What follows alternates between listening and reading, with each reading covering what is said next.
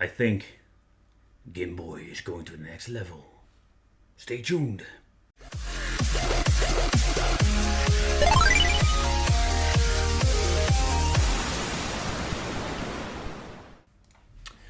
Welcome to the Wicked Gamer and Collector. Welcome back to the YouTube channel. Welcome back, Wicked family. And in today's video we are going to talk about an article from Yako Design.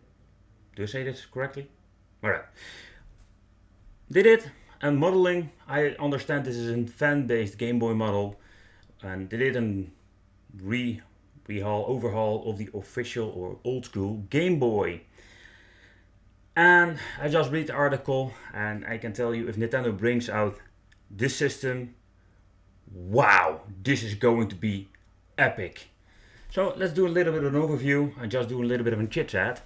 And what you can see here, we have a very nice comparison. This is the old one and the redesign. They even give this thing a bigger screen. And this little thumb drive, this is what containing the games. So scroll a little bit to other page or the other pictures. Here, overview, really love it. Let's see, this is a very nice picture. If they made a system like this is how it's going to look, or very nice. Yeah, very cool. The D-pad itself, let me know what you think of this. I have really no clue what to think about it, if it's going to play very well. So yeah, the design is very slick, very slim, and indeed it's a very nice idea.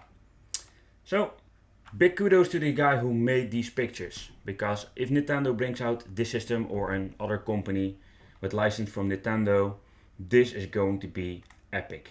Wow, I think a lot of people would buy it. I would. I really love to make a review about it. So let me know what you think of this, and yeah, would you consider buying something like that? And what kind of price do you think they're going to ask for it?